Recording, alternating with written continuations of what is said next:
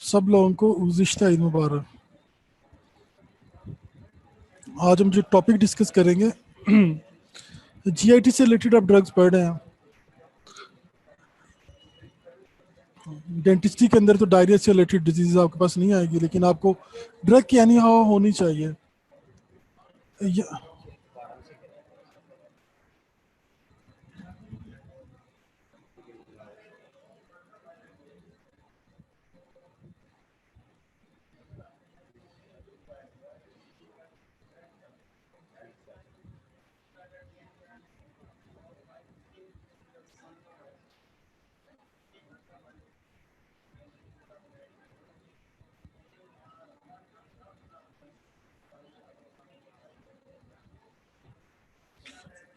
बिस्मिल्लाहिर्रहमानिर्रहीम। जो टॉपिक आज हम डिस्कस करेंगे इसके अंदर हम एंटी डायरिया ड्रग्स को पढ़ेंगे। यहाँ पे हम वो ड्रग्स पढ़ेंगे जो जीआईटी की मोटिलिटी को स्लो करेंगे। यहाँ पर एंटी डायरिया ड्रग्स के अंदर हम वो ड्रग्स पढ़ेंगे जो जीआईटी की मोटिलिटी को स्लो करती है। लेकिन अगर हम क्लिनिकल प्रैक्टिस के अंदर देखें तो उसमें डिफरेंट कॉम्बिनेशन में ड्रग्स दी जाती है।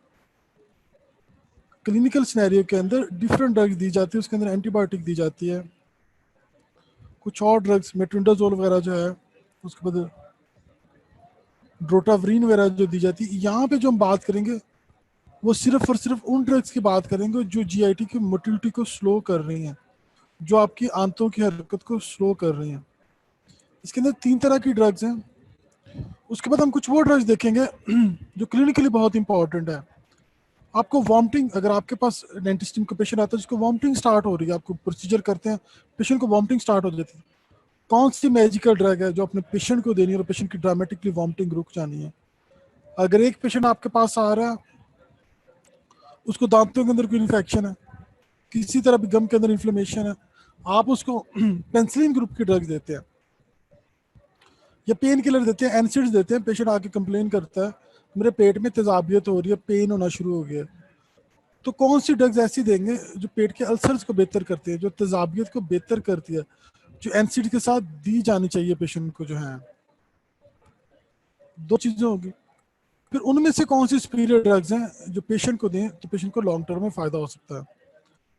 सबसे पहले हम यहाँ पे क्या नाम लेते हैं, जो है मैं बार बार कह रहा हूँ, यहाँ पे एंटी डायरियल से रिलेटेड हम सिर्फ वो नॉन इन्फेक्शियस डायरिया की बात कर रहे हैं। इन्फेक्शन नहीं है, लेकिन जीआईटी की मोटिलिटी बढ़ी हुई है, किसी भी रीजन से बढ़ी हुई है, तो यहाँ पे वो ड्रग्स पढ़ेंगे जो मोटिलिटी को स्लो करती है। What is the diarrhea? Increased motility of the GI tract and decreased absorption of fluid are major factors in the diarrhea. Motility GI tract की बढ़ रही है और अब्जॉर्प्शन फ्लूइड की कम हो रही है, ये डायरिया के मेजर फैक्टर्स हैं। Increase motility of GI tract and decrease absorption of fluid are major factors in the diarrhoea. Motility आपकी बढ़ रही है जीआईटी ट्रैक की, गैस्ट्रोइंटेस्टाइनल ट्रैक की, और जो अब्जॉर्प्शन फ्लूइड की वो कम हो रही है। डायरिया के अंदर ये मेजर फैक्टर्स हैं। दोबारा मैं डायरिया की डिफाइन करता, increase motility of GI tract and decrease absorption of fluid are major factors in the diarrhoea. Anti diarrhoea drugs के अंदर कौन कौन सी ड्रग्स आती हैं? एंटी मोटिलिटी एजेंट्स आ जाएंगे, एड्जॉर्बेंट्स आ जाएंगे, drugs that modified fluid and electrolyte transport. Anti diarrhoea drugs के अंदर जो मोटिलिटी से रिलेटेड डायरिया होता है, जिसके फ्लूइड की अब्जॉर्प्शन कम हो जाती है, उसके अंदर जो हम ड्रग्स पढ़ेंगे उसके 3 ग्रुप्स में फर्दर उसे डिवाइड किया गया। Anti motility agents, adsorbents, drugs that modified fluid and electrolyte transport. Antimotility agents, adsorbents, drugs that modified fluid and electrolyte transport. Antimotility agents हैं, adsorbents हैं, drugs that modified fluid and electrolyte transport. सबसे पहले हम एंटीमोटिलिटी agent को पढ़ेंगे, देखेंगे इसके अंदर। याद रखिएगा इन तमाम ड्रग्स में से जो तीनों ग्रुप पढ़े हैं, इसके अंदर एंटीमोटिलिटी एजेंट जो है, जिसके अंदर लोप्रामाइड जो है, लोप्रामाइड अमोडियम के नाम से मार्केट में चलती है। लोप्रामाइड जो है एक्सीलेंट ड्रग है। लोप्रामाइड जो है एक्सीलेंट ड्रग है। आपको एटलीस्ट लोप्रामाइड का मैकेनिज्म और उसके 1-2 मेजर एडवर्स इफेक्ट का जरूर पता होना चाहिए कि ड्रग कैसे मोटिलिटी को स्लो करती है। पास के अंदर अगर हम ये ड्रग बनने से पहले की बात करने तो ओपियम जो है, अफ्यून जो है, उसको डायरिया की ट्रीटमेंट में देते थे। ओपियम जो है आपकी जीआईटी की मोटिलिटी जो है उसको स्लो कर देती है। बॉडी को वैसे भी स्लो कर देती है और मोटिलिटी को भी स्लो कर देती है। तो पास के अंदर ओपियम जो है प्लांट से एक्सट्रैक्ट करके क्रूड फॉर्म के अंदर पेशेंट को दी जाती थी। फिर जैसे जैसे प्रोग्रेस होती गई, ड्रग्स बनती गई, तो ओपीएम के ओपीआई डेरिवेटिव्स के अंदर लोप्रामाइड जो है इसको ड्राइव किया गया। और ये वंडरफुल ड्रग है, अमोडियम के नाम से आती है। हर डायरिया के पेशेंट की जिसकी एपिसोड ज़्यादा हो रही हैं उनको दी जाती है। ड्रामेटिकली डायरिया रुकता है, ड्रामेटिकली मोटिलिटी जो स्लो हो जाती है, फ्लूइड इंटेस्टाइन से अब्जॉर्ब होना शुरू। एक साइड पे मोटिलिटी स्लो हो जाती है, दूसरी साइड से फ्लूइड की अब्जॉर्प्शन बेहतर हो जाती है। तो सबसे पहले हम एंटी मोटिलिटी एजेंट्स को पढ़ेंगे। बेटा नाम याद होना चाहिए आपको। एंटी मोटिलिटी एजेंट के अंदर दो ड्रग्स है जो वाइडली यूज होती है डायरिया के ट्रीटमेंट के, डाइफ्लॉक्सिलेट है और लोप्रामाइड है। लोपिरामाइड पढ़ लें, लोप्रामाइड पढ़ लें। टू ड्रग्स है जो वाइडली डायरिया के कंट्रोल के लिए यूज की जाती है, उसके अंदर डाइफिनॉक्सिलेट है और लोप्रामाइड है। डाइफिनॉक्सिलेट है और लोप्रामाइड है। एंटी मोटिलिटी एजेंट के अंदर दो ड्रग्स हैं, डाइफिनॉक्सिलेट एंड लोप्रामाइड। कहते हैं दोनों जो है क्या नाम लेते हैं, डाइफिनॉक्सिलेट और लोप्रामाइड जो है मेप्रेडीन के एनालॉग हैं और इनके ओपियाइड लाइक एक्शन है ऑन द गट। डाइफिनॉक्सिलेट और लोप्रामाइड जो मेप्रेडीन डेरिवेटिव हैं और ओपियाइड लाइक एक्शन में स्टार्ट के अंदर आपको बता रहे थे, ओपियाइड जो कॉन्स्टिपेशन काज करती है, ओपीएम कॉन्स्टिपेशन काज करती है। तो कोई भी एजेंट हम जो देंगे वो मोटिलिटी को कम कर देगा, डायरिया के एपिसोड जो है वो कम होना शुरू हो जाएगी। Diphenoxylate, loperamide, both are analogs of mepredine and have opioid like action on the gut. Diphenoxylate और लोप्रामाइड जो है मेप्रेडीन के डेरिवेटिव्स हैं और इनके ओपियाइड लाइक एक्शन है गट के ऊपर। जो डाइफिनॉक्सिलेट और लोप्रामाइड जो है ये मेप्रेडीन डेरिवेटिव्स हैं और इनके ओपियाइड लाइक एक्शंस हैं। अगर आप पीछे एनएस की तरफ जाए, पता नहीं आपने एनएस किस लेवल पे पढ़ा हुआ, एस्टाइलकोलिन की हम बात करते हैं। एस्टाइलकोलिन जो है आपकी बॉडी के अंदर सिक्रीशंस को, मोटिलिटी को, तमाम चीज़ों को बढ़ाती है। ये ड्रग क्या करती है, इसका मैकेनिज्म जरा देखें। ये प्री साइनेप्टिक ओपियाइड रिसेप्टर पे एक्ट करती है और एसिटाइलकोलिन की रिलीज को जो है इनहिबिट करती है, जिससे पेरिस्टालसिस जो है, मूवमेंट जो है वो स्लो हो जाती है। डाइफिनॉक्सिलेट और लोप्रामाइड जो है ये मेप्रेडीन एनालॉग्स हैं, इनके ओपियाइड लाइक एक्शन गट के ऊपर है। ये प्री साइनेप्टिक ओपियाइड रिसेप्टर के ऊपर एक्ट करती है, एंटेरिक नर्वस सिस्टम के ऊपर जो है, और एसिटाइलकोलिन जो है उसकी रिलीज को कम करते हैं, जिससे पेरिस्टालसिस कम हो जाती है। डाइफिनॉक्सिलेट और लोप्रामाइड जो है दोनों मेप्रेडीन डेरिवेटिव है, ओपियाइड लाइक एक्शन है। ये ओपियाइड रिसेप्टर जो है, जो प्री साइनेप्टिक ओपियाइड रिसेप्टर जो है उनके ऊपर जाके एक्ट करती है, एसिटाइलकोलिन के रिलीज को डिक्रीज करती है, जिससे पेरिस्टालसिस कम हो जाती है। याद रखिएगा ओपियाइड ग्रुप से जो ड्रग बिलोंग करती है, ये ओपियम से जो डेरिवेटिव जो उसके हैं वो ज़्यादातर एनाल्जेसिया के तौर पे यूज करते हैं, पेन के लिए यूज होते हैं। ओपियाइड का जो डेरिवेटिव जो है वो ज़्यादातर जो पेन के लिए यूज होते हैं। लेकिन ड्रग की स्ट्रक्चर लेवल पे हम नहीं जाएंगे क्योंकि स्ट्रक्चर ड्रग की पढ़ना आपका टॉपिक नहीं है किसी साल्ट की पढ़ना। ये कहते हैं कि उनको इस तरह डिजाइन किया गया है, डाइफिनॉक्सिलेट लोप्रामाइड को इस तरह बनाया गया कि वो उसकी स्टैंडर्ड डोजेज है, उसके अंदर एनाल्जेसिया प्रोड्यूस नहीं करते, पेन में रिलीफ नहीं देते, सिर्फ प्री साइनेप्टिक ओपियाइड रिसेप्टर के ऊपर एक्ट करके एसिटाइलकोलिन की रिलीज को कम करते हैं, जिससे पेरिस्टालसिस कम हो जाती है। और ये स्टैंडर्ड डोजेज के ऊपर ये ड्रग्स जो है एनाल्जेसिया प्रोड्यूस नहीं करती, पेन को कम नहीं करती। अब ये बुक के अंदर जो इनसे रिलेटेड एक बात लिखी गई है कि ये ड्रग जो टॉक्सिक मेगाकोलोन, जब आप जीआईटी की मोटिलिटी को स्लो कर रहे हैं तो कोलोन जो है फ्लूइड की टेंशन की वजह से बड़ी हो सकती है, जिसको टॉक्सिक मेगाकोलोन कहते हैं। ये ड्रग जो है इनके एक ही मेजर एडवर्स इफेक्ट है, इन ड्रग्स को बच्चों के अंदर और कोलाइटिस के पेशेंट जो हैं उनके अंदर अवॉइड करना चाहिए, क्योंकि ये ड्रग जो टॉक्सिक मेगाकोलोन काज करती है। इस ड्रग को जो है बच्चों और वो पेशेंट जिनके अंदर सीवियर कोलाइटिस है अवॉइड करना चाहिए, क्योंकि ये ड्रग जो टॉक्सिक मेगाकोलोन प्रोड्यूस करती है।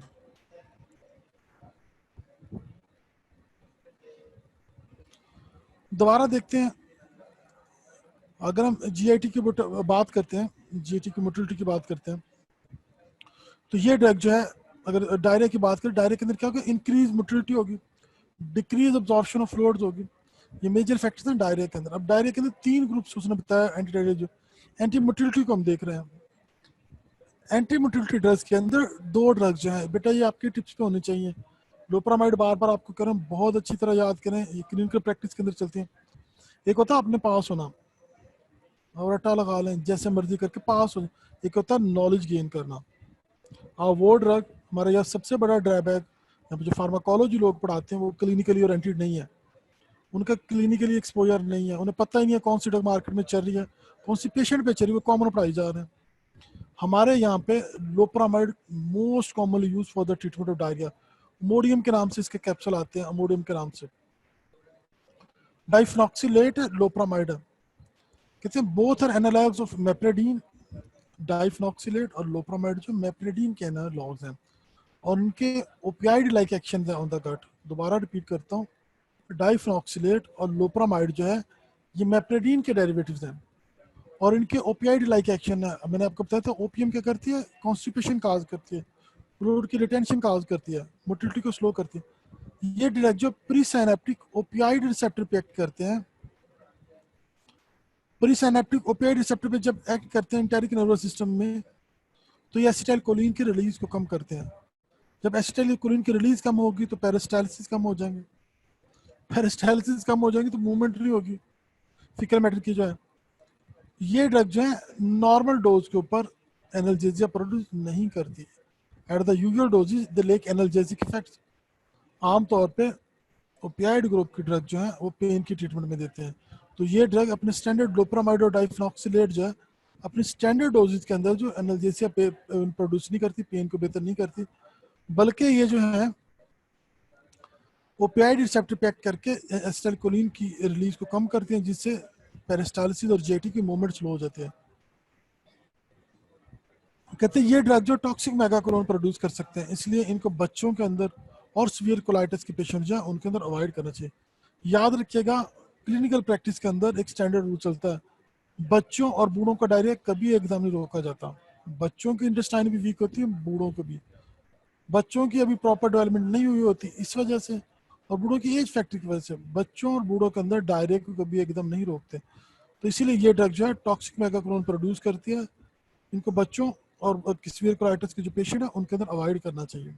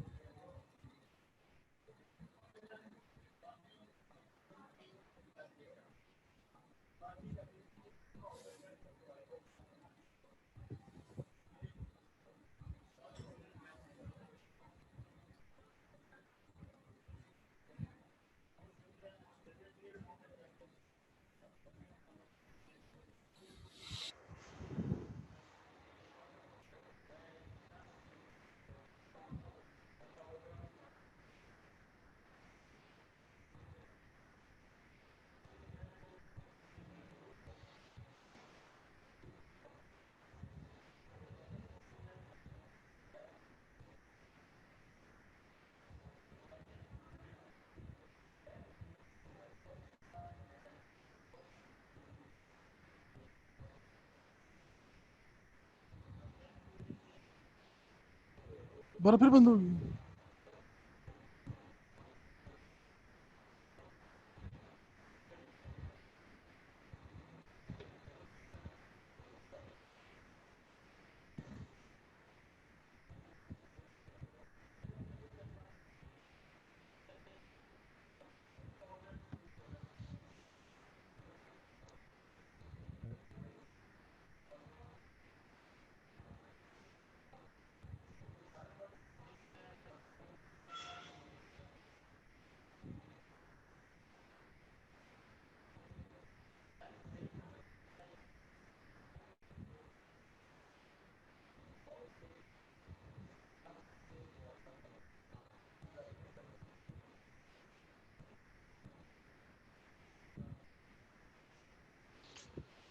एडसॉर्बेंट्स के अंदर दो ड्रग्स आती हैं, एल्यूमिनियम हाइड्रोक्साइड और मिथाइल सेलुलोज है। एडसॉर्बेंट्स के अंदर दो ड्रग्स आती हैं, एल्यूमिनियम हाइड्रोक्साइड और मिथाइल सेलुलोज है। एडसॉर्बेंट्स के अंदर दो ड्रग्स आती हैं, इसके अंदर एल्यूमिनियम हाइड्रोक्साइड और मिथाइल सेलुलोज है। एडसॉर्बेंट्स के अंदर दो ड्रग्स आती है, एल्यूमिनियम हाइड्रोक्साइड और मिथाइल सेलुलोज है। एडसॉर्बेंट्स के अंदर दो ड्रग्स आ रही हैं, एल्यूमिनियम हाइड्रोक्साइड और मिथाइल सेलुलोज है। हम आपको आगे चल के सीएनएस स्टिमुलेंट के अंदर एक टॉपिक पर सीएनएस स्टिमुलेंट ड्रग्स के ऊपर एक लेक्चर मैं आपको पढ़ाऊंगा। उसके अंदर जितनी आप ड्रग्स एडिक्शन के लिए जो यूज होती है, ज़्यादातर ड्रग्स उसके अंदर शामिल है। कोकेन, कैनिबस इंडिका, चर्स जो है, गर्दा, हेरोइन, ये सारे टॉपिक को डेप्थ में वहाँ पे पढ़ाएंगे। हेरोइन वगैरह भी ओपीएम से ड्राइव की जाती हैं। याद रखिएगा, जो चीज़ें ओपीएम से ड्राइव की जाती हैं, ये तमाम ड्रग्स स्ट्रॉन्ग पेन किलर होती हैं। पेन किलर के साथ साथ की हीरोइन वगैरह जो यूफोरिया प्रोड्यूस करती हैं, लोग इसको इस्तेमाल करने से खुशी महसूस करते हैं, रिलैक्सेशन फील करते हैं। लेकिन आपको बताएंगे कि लोग जो हीरोइन और एडिक्शन की चीज़ें किस पर्पज़ के लिए स्टार्ट में यूज़ करते हैं, कौन सी इंजॉयमेंट और कौन सी चीज़ें उनको अट्रैक्ट करती हैं, वो ये यूज़ करते हैं, फिर उसके अंदर वो फंस जाते हैं और बहुत थोड़े टाइम में एक्सपायर हो जाते हैं। एड्जॉर्बेंट्स के अंदर दो ड्रग्स हैं, एल्यूमिनियम हाइड्रोक्साइड और मिथाइल सेलुलोज है। ये दोनों जो है डायरिया को कंट्रोल करने के लिए यूज़ की जाती हैं। कहते हैं ये ड्रग जो है इंटेस्टाइनल म्यूकोसा जो है उसकी कोटिंग काज करती है, उसको इंटेस्टाइनल टॉक्सिन और माइक्रो ऑर्गेनिज्म से प्रोटेक्ट करती है। एल्यूमिनियम हाइड्रोक्साइड और मिथाइल सेलुलोज जो है वो इंटेस्टाइनल म्यूकोसा जो है उसकी कोटिंग काज करती है, उसको टॉक्सिन और माइक्रो ऑर्गेनिज्म से प्रोटेक्ट करती है। एब्जॉर्बेंट एजेंट जो उनके अंदर एल्यूमिनियम हाइड्रोक्साइड और मिथाइल सेलुलोज डायरिया को कंट्रोल करने के लिए यूज होती है। ये एजेंट जो है इंटेस्टाइनल टॉक्सिन माइक्रो ऑर्गेनिज्म जो है, एल्यूमिनियम हाइड्रोक्साइड और मिथाइल सेलुलोज जो आपके इंटेस्टाइनल म्यूकोसा जो है उसकी कोटिंग काज करती है, जिसकी वजह से इंटेस्टाइनल टॉक्सिन और माइक्रो ऑर्गेनिज्म जो है ये एब्जॉर्ब नहीं हो सकते। They are much less than effective than anti-motility agents. They can interfere with the absorption of certain other drugs. Start के अंदर मैंने बताया कि एंटी-मोटिलिटी एजेंट जो है जिसके अंदर डाइफेनॉक्सिलेट और लोप्रामाइड जो वो मेन ड्रग्स हैं। डाइफेनॉक्सिलेट और लोप्रामाइड जो मेन ड्रग है। उसके बाद एड्जॉर्बेंट्स आते हैं, इनके अंदर एल्यूमिनियम हाइड्रोक्साइड है और मिथाइल सेलुलोज है। ये ड्रग जो है क्या नाम लेते हैं, आपके इंटेस्टाइनल म्यूकोसा जो उसकी कोटिंग काज करती हैं।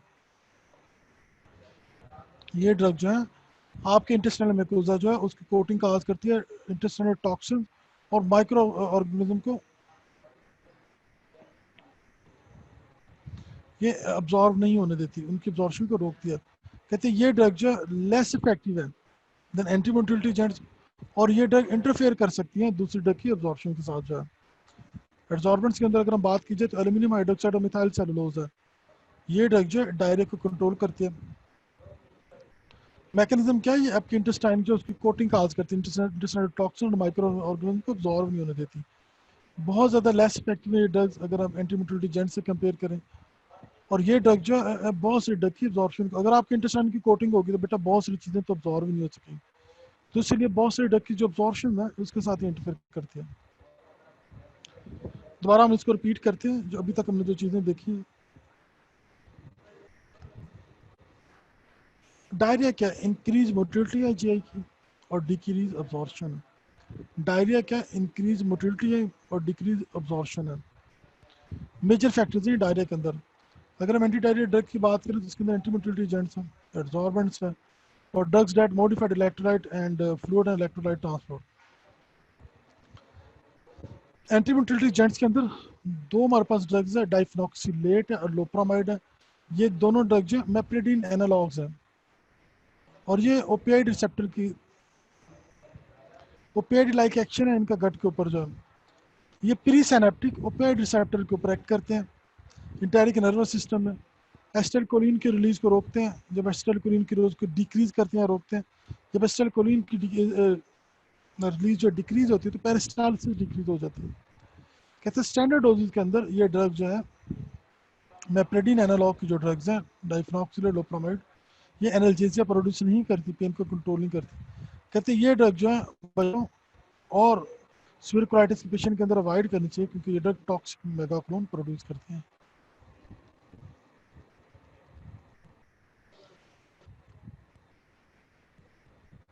अब एड्जॉर्बेंट्स पे आते हैं। एड्जॉर्बेंट्स के अंदर हमारे पास दो ड्रग्स हैं, मिथाइल सेलुलोज है और एल्यूमिनियम हाइड्रोक्साइड है। मिथाइल सेलुलोज और एल्यूमिनियम हाइड्रोक्साइड जो आपके इंटेस्टाइनल म्यूकोसा की कोटिंग करती है, जब कोटिंग हो जाती है इंटेस्टाइनल म्यूकोसा की जब कोटिंग हो जाती है, आपके इंटेस्टाइनल म्यूकोसा की जब कोटिंग हो जाती है तो इंटेस्टाइनल टॉक्सिन और माइक्रो ऑर्गेनिज्म अब्जॉर्ब नहीं हो सकते। जब क्या नाम लेते हैं, चाहे माइक्रो ऑर्गेनिज्म और टॉक्सिन अब्जॉर्ब नहीं होंगे तो डायरिया के चांसेस कम हो जाएंगे। कहते हैं ड्रग लेस इफेक्टिव है देन एंटीमोटिवेटिक एजेंट्स, और कि बहुत सारे ड्रग्स की अब्जॉर्प्शन को इंटरफेयर करते हैं।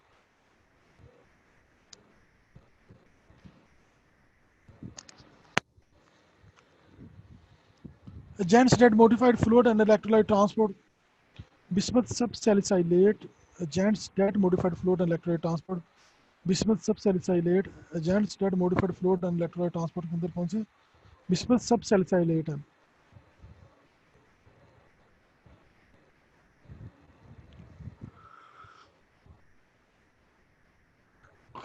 bismuth subsalicylate कहते हैं ट्रेवलर डायरिया को ट्रीट करने के लिए यूज करते हैं।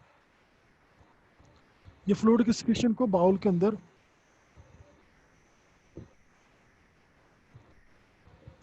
बिस्मथ सबसल्फाइलेट जो टैबलेट डायरिया को यूज करते हैं, ये फ्लूइड की सिक्रीशन को बाउल के अंदर कम करते हैं। कहते हैं ये जो एक्शन है drug may be due to salicylate component as well as coating action। इसमें सब salicylate जो है एक साइड पे कोटिंग काज करता है आपके इंटेस्टाइनल म्यूकोसा की, दूसरी साइड पे सिक्रीशन को क्या नाम लेता है आपके बाउल के अंदर कम करता है। अगर हम इसके एडवर्स इफेक्ट की बात की जाए तो इसके अंदर ब्लैक टंग और ब्लैक स्टूल शामिल है। इसमें सब salicylate के एडवर्स इफेक्ट की बात की जाए तो ब्लैक टंग और ब्लैक स्टूल शामिल है। अगर हम लोप्रामाइड की बात की जाए तो उसके अंदर टॉक्सिन जो है, अगर हम जो है एब्जॉर्बेंट्स की बात की जाए तो उसके अंदर जो ज़्यादातर ड्रग के एब्जॉर्प्शन के साथ इंटरफेयर करते हैं। Agents that modified electrolyte fluid and electrolyte transport, उसके अंदर बिस्मथ सबसैलिसाइलेट है। Agents that modified electrolyte transport, उसके अंदर बिस्मथ सबसैलिसाइलेट है। बिस्मथ सबसैलिसाइलेट टैबलेट डायरिया के लिए यूज होता है। कहते हैं ये आपके जो फीकल मैटर है, जो बावल जो है, बावल मूवमेंट जो है उसकी क्या नाम है उसके अंदर फ्लूइड की सिक्रीशन को कम करता है। कहते हैं इसके दो एक्शन होते हैं। सिक्रीशन का कम होना जो है सैलिसाइलेट कंपोनेंट की वजह से हो सकता है। उसके अलावा ये जो इंटेस्टाइनल म्यूकोसा की कोटिंग भी काज करते हैं। दो एडवर्स इफेक्ट है, ब्लैक टंग है और ब्लैक स्टूल है। ब्लैक टंग है और ब्लैक स्टूल है।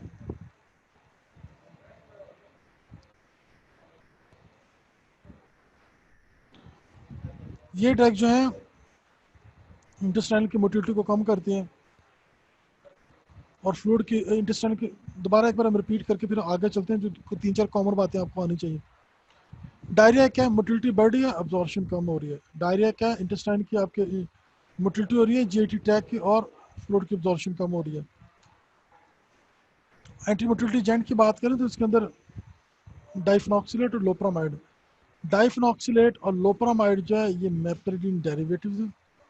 ओपियाइड लाइक एक्शन इनके गट के ऊपर, ये प्री साइनेप्टिक ओपियाइड रिसेप्टर के ऊपर एक्ट करते हैं। एंटारिक नर्वस सिस्टम में एसिटाइलकोलिन के रिलीज को कम करते हैं और पेरिस्टाल्सिस को कम करते हैं। ये यूजुअल डोजेस के अंदर एनाल्जेसिया ले करते हैं। ये टॉक्सिक मेगाकोलोन का बाइस बनते हैं। इन ड्रग को छोटे बच्चों, यंग चिल्ड्रन और सीवियर कोलाइटिस पेशेंट के अंदर यूज नहीं करना चाहिए। एड्जॉर्बेंट्स के अंदर मिथाइल सेलुलोज और एल्यूमिनियम हाइड्रोक्साइड जो है ये क्या करते हैं, आपके इंटेस्टाइनल म्यूकोसा की कोटिंग काज करते हैं। जब कोटिंग काज होती है तो टॉक्सिन और माइक्रो ऑर्गेनिज्म अब्जॉर्ब नहीं हो सकते। कहते हैं ये ड्रग जो बहुत less effective as compare to antimotility agent. उसके अलावा ये ड्रग जो है दूसरी ड्रग की जो अब्जॉर्प्शन जो है उसके साथ इंटरफेयर काज करती है। Agents that modified fluid electrolyte transport, उसके अंदर हमारे पास बिस्मथ सबसैलिसाइलेट है। ये टेरो डायरिया के लिए ट्रीटमेंट के लिए यूज होता है। कहते हैं ये जो है सिक्रीशन जो है सिक्रीशन को कम करता है आपके बावल के अंदर। उसके अलावा ये ड्रग जो है क्या नाम लेते हैं इसका जो है सिक्रीशन का कम होना सैलिसाइलेट की वजह से, और ये ड्रग आपके इंटेस्टाइन के म्यूकोसा की कोटिंग भी का एडवर्स इफेक्ट के अंदर ब्लैक टंग और ब्लैक स्टूल है। अगर आपसे कोई पूछे कि कौन सी दवाई है जिसके खाने से जुबान काली हो जाती है, तो बिस्मथ सबसैलिसाइलेट, बिस्मथ सबसैलिसाइलेट। लेकिन इसके अंदर जो क्लिनिकली यूज ड्रग की जाती है वो लोप्रामाइड है। क्लिनिकली जितनी हमने एंटी डायरिया ड्रग पढ़ी जो मोटिलिटी से रिलेटेड है, उसके अंदर लोप्रामाइड सबसे कॉमन ड्रग है।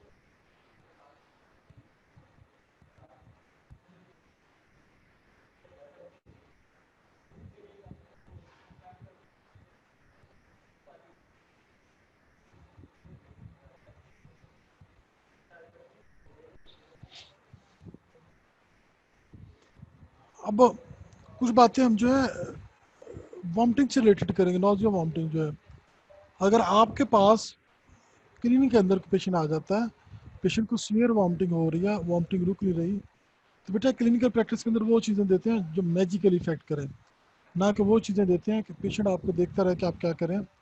क्लिनिकल प्रैक्टिस के अंदर पेशेंट को वो ड्रग देते हैं जो मैजिकल इफेक्ट करें। स्टीराइड, डेक्सामेथासोन की बात करते हैं। डेक्सामेथासोन के ये कैसे वॉमिटिंग को कम करता है, एग्जैक्ट इटियोलॉजी अननोन है। कॉर्टिकोस्टेरॉइड कैसे वॉमिटिंग को कम करते हैं, एग्जैक्ट मैकेनिज्म या एग्जैक्ट इटियोलॉजी अननोन है। कहते हैं ये ड्रग जो कॉर्टिकोस्टेरॉइड का डुअल एक्शन होता है। कॉर्टिकोस्टेरॉइड डेक्सामेथासोन कॉमनली यूज किया जाता है, और भी बहुत से मिथाइल प्रेडनिसोलोन। स्टेरॉइड दो काम करते हैं, एक आपके कह लें कि ब्रेन के ऊपर वॉमिटिंग सेंटर पे एक्ट करके वॉमिटिंग को कम करते हैं, साथ ही आपके इंटेस्टाइन पे एक्ट करके इन्फ्लेमेशन को डाउन करते हैं और फ्लूइड की रिटेंशन काज करते हैं। ये स्टीरॉइड जो है ना सिर्फ वॉमिटिंग में हेल्प करते हैं, बल्कि जो डायरिया के पेशेंट होते हैं उनमें भी इंटेस्टाइन पे एक्ट करके फ्लूइड की जो लीकेज जो है, जो डायरिया में लॉस हो रहे हैं, उनको कम करते हैं। अगर आपके पास कोई भी पेशेंट आ जाए जिसकी वॉमिटिंग कंट्रोल, वॉमिटिंग हो जा रही है, आपने कोई डेंटल प्रोसीजर परफॉर्म करना है, आपने को उसको स्टेबल करना, पेशेंट को है कोई चीज़ को एस्पिरेट ना कर जाए, तो कॉर्टिकोस्टेरॉइड को डेक्सामेथासोन और ऑन्डेनसिट्रोन जो है 5-HT3 रिसेप्टर एंटागोनिस्ट है। ऑन्डेनसिट्रोन, डोलोसिट्रोन, ये बहुत सारे सिट्रोन का वर्ड आएगा, डेग आप पढ़ेंगे। हमें कॉर्टिकोस्टेरॉइड का थोड़ा सा हम देखते हैं। कॉर्टिकोस्टेरॉइड कहते हैं डेक्सामेथासोन और मिथाइल प्रेडनिसोलोन जो है, इनकी एंटीमिटिक प्रॉपर्टीज है, but the basis of these effects are known, पता नहीं है, लेकिन वॉमिटिंग को कम करता है, ड्रामेटिकली कम करते हैं। These agents appear to enhance the efficacy of 5-HT3 receptor antagonist for the prevention of acute and delayed nausea and vomiting in the patient receiving moderate to high metogenic chemotherapy regimes.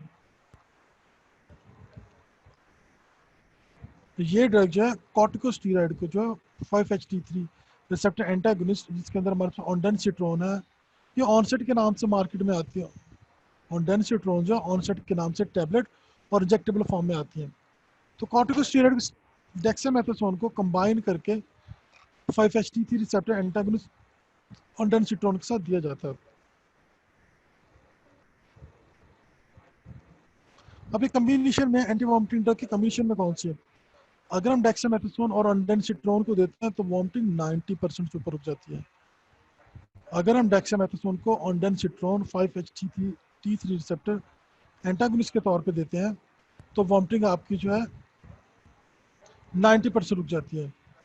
उसके बाद दूसरे number पे जो आती है dexamethasone है, डाइफिनहाइड्रामाइन है, मीटोक्लोप्रामाइड है, ड्रोपेरिडोल वगैरह आ जाती है, उनकी एफिकेसी 76% है। अच्छा, एक और आपको इंटरेस्टिंग बात बता दी है, लोरेज़ेपाम का नाम लिखा हुआ। अगर एक पेशेंट को वॉमिटिंग हो रही है तो उन्हें मोटिलिटी को स्लो करना, चीज़ों को रिलैक्स करना, तो आपकी स्लीपिंग पिल जो है एल्प्राजोलाम, लोरेज़ेपाम, बहुत सारी आती है बेंजोडाइज़ेपिन ग्रुप की ड्रग जो है, ये भी वॉमिटिंग के लिए दी जाती है। पेशेंट की मोटिलिटी स्लो होगी, उसको वॉमिटिंग नहीं होगी। लोराज़ेपाम, डेक्सामेथासोन और मिटोक्लोप्रामाइड ये 63% है। टाइफिनाइड्रामीन, डेक्सामेथासोन और मिटोक्लोप्रामाइड 58%। आप देखिए जितने भी कॉम्बिनेशन है उनमें सबके अंदर डेक्सामेथासोन स्टीरॉइड शामिल है। आल्दो अभी तक जो साइंटिस्ट जो है इसके एग्जैक्ट मैकेनिज्म को नहीं जान सके कि कीमोरिसेप्टर ट्रिगर जोन जो आपके फोर्थ वेंट्रिकल एरिया पोस्टिमा के अंदर कीमोरिसेप्टर ट्रिगर जोन पे जाके ये किस तरह एक्ट करती हैं, कैसे वहाँ से वॉमिटिंग को कंट्रोल करती हैं, स्टिल अननोन है। But the steroid and ondansetrons are the drug or choices for the control of vomiting. Dexamethasone और ondansetron जो है ड्रग और चॉइस में वॉमिटिंग को रोकने के लिए जो है।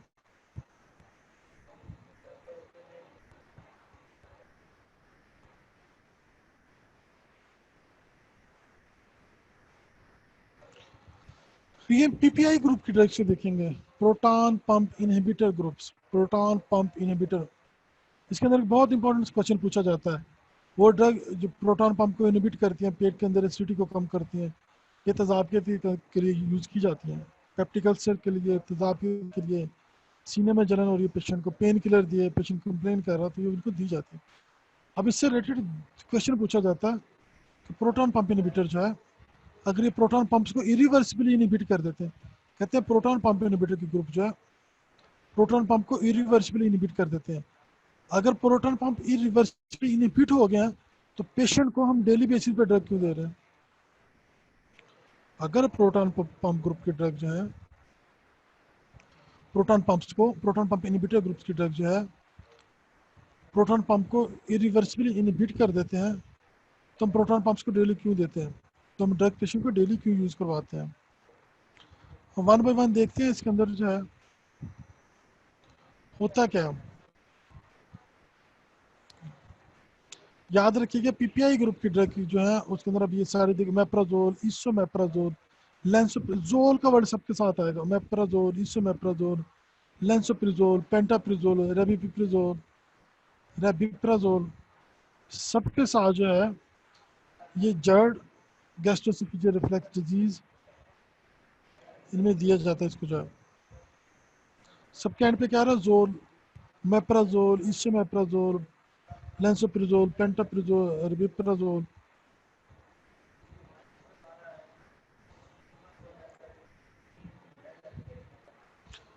अब कहते हैं कि ये ड्रग जो पीपीआई ग्रुप की ड्रग जो है इनको एम्प्टी स्टमक लेना चाहिए। The bioavailability of all agent is decrease approximately 50% by the food. Is the drug should be administered on empty stomach. कहते हैं फास्टिंग के अंदर जो सिर्फ आपके 10% पंप जो है वो एक्टिवली सिक्रीट कर रहे होते हैं एसिड को। फास्टिंग के अंदर आपके 10% पंप जो है वो एसिड को सिक्रीट कर रहे होते हैं और वो ससेप्टेबल होते हैं इनहिबिशन के लिए, चांसेस होते हैं कि वो इनहिबिट हो जाएंगे। प्रोटॉन पंप इनहिबिटर ग्रुप की ड्रग जो है वो खाना खाने से 1 घंटा पहले लेनी चाहिए, बिफोर मेल यूजुअली ब्रेक, कहते हैं सुबह नाश्ते से पहले आप ले लें खाली पेट जो है। So the peak serum concentration coincide with the maximum activity proton pump secretion. कहते हैं जब आप फास्टिंग में होते हैं, जिस सुबह जब आप निहार में उठते हैं तो सिर्फ 10% पंप एक्टिवेट हुए होते हैं, तो उस वक्त अगर ड्रग दी जाए तो मैक्सिमली एब्जॉर्व हो जाएगी और जो प्रोटॉन पंप को इफेक्टिवली जो है वो इनहिबिट कर देगी।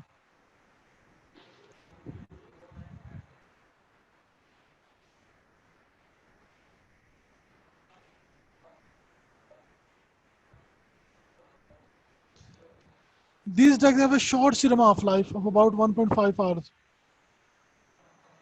कहते हैं इनकी तकरीबन चंद घंटे होती है, 2-4 घंटे हाफ लाइफ जो है, लेकिन जो एसिड इनहिबिशन होती है वो 24 घंटे तक कर रही है। To the irreversible inactivation of proton pump, और ये प्रोटॉन पंप को इरिवर्सिबली इनहिबिट कर देती है। इनकी हाफ लाइफ अगरचे 1.5-2 घंटे होती है, लेकिन एसिड की इनहिबिशन 24 घंटे तक करती है और प्रोटॉन पंप को इरिवर्सिबली इनहिबिट कर देती है। ये ड्रग जो है इनकी हाफ लाइफ जो है 1.5 आवर्स, 2-3 घंटे होती है। आप देख लीजिएगा, ये पीछे आपको चार्ट दिखा देते हैं, ये देख लीजिए। हाफ लाइफ की बात कीजिए तो 1.3, 1.6, 1.75, 2.5 to 4, 3, तकरीबन 1 घंटे से लेकर 4-5 घंटे तक होती है। Vary from drugs to drug. Proton pump group की ड्रग जो है, इनहिबिटर ग्रुप की ड्रग जो है प्रोटॉन पंप को इनकी हाफ लाइफ 1.5 आवर तक होती है, लेकिन वैसे ये एसिड की इनिबिशन 24 आवर तक कर देती है, और ये प्रोटॉन पंप को इरिवर्सिबली इनिबिट कर देती है। कहते पंप्स को दोबारा सिंथेसाइज होने के लिए 18 घंटे चाहिए होते हैं। क्वेश्चन क्या पूछा था कि अगर ये ड्रग प्रोटॉन पंप को इरिवर्सिबली इनिबिट कर देती है तो हम पेशेंट को डेली ड्रग क्यों देते हैं? कहते हैं एक बार अगर ड्रग दे दी जाए तो ये ड्रग जो 24 घंटे के लिए पंप को इनिबिट कर देती है, लेकिन पंप इरिवर्सिबली इनिबिट हो जाते हैं। 18 घंटे दोबारा चाहिए थे पंप को रीसेंसिटिव करने के लिए जो है सोडियम पोटेशियम एटीपेज मॉलिक्यूल। कहते हैं जब पहली डोज दी जाती है तमाम पंप इनएक्टिवेट नहीं होते, पहली डोज के साथ तमाम पंप इनएक्टिवेट नहीं होते, 3 से 4 दिन चाहिए होते हैं मेडिकेशन रिक्वायर्ड होते हैं फुल एसिड इनिबिशन के लिए। देखिए हाफ लाइफ कितनी है, 1.5 घंटा। पंप इनिबिशन के लिए कितना टाइम चाहिए, कम से कम एसिड के इनिबिशन के 24 घंटे। और जो है ये ड्रग जो प्रोटॉन पंप को इरिवर्सिबली इनिबिट कर देती है। अब पंप की इरिवर्सिबल इनिबिशन हो रही है तो न्यू पंप की सिंथेसिस के लिए कितना टाइम चाहिए? आपको 18 घंटे चाहिए ताकि नए पंप सिंथेसाइज हो जाए। जब पहली डोज देते हैं तो तमाम पंप जो है वो इनएक्टिवेट नहीं होते, 3 से 4 डे चाहिए होते हैं पंप की फुल इनिबिशन और एसिड की नील सिक्रीशन के लिए। 3 से 4 दिन चाहिए होती है ताकि क्या नाम लेते जो है फुल एसिड इनिबिशन के लिए चाहिए होते हैं। कहता है 3 से 4 दिन चाहिए तो फुल एसिड को स्टॉप करने के लिए, और 3 से 4 दिन दोबारा चाहिए तो फुल एसिड के रिटर्न के लिए जो है प्रोटॉन पंप इनहिबिटर ग्रुप की ड्रग जो है ये फूड के साथ इंटरफेयर करती हैं। इनको हमेशा एम्प्टी स्टमक देना चाहिए, खाना खाने से 1 घंटा पहले।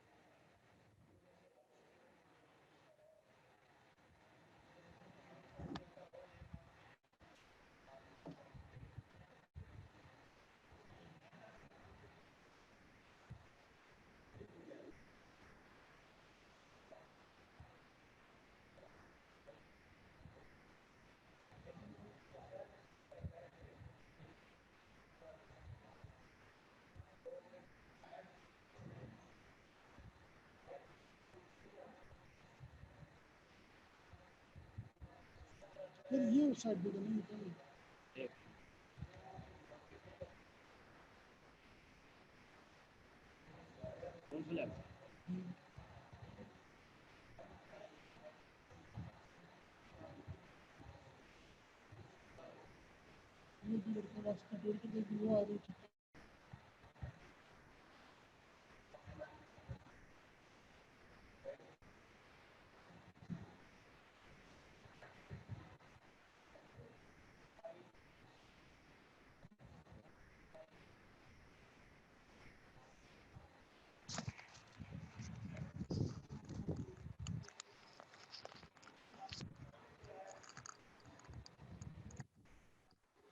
एक यहाँ पे नेट के इस तरह का डिस्कनेक्ट हो जाता है, ना अगला पता चलता है ना पिछला पता चला क्या बात है।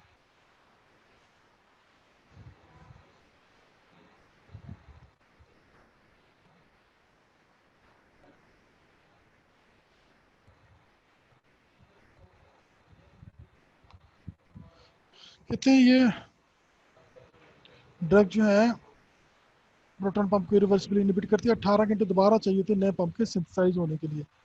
और ये तकरीबन 3 से 4 दिन चाहिए थे तमाम पम्प्स के इनहिबिशन के लिए। और अगर आप ड्रग को बंद कर देते हैं तो 3 से 4 दिन दोबारा चाहिए थे एसिड की सिक्रीशन के लिए जो है।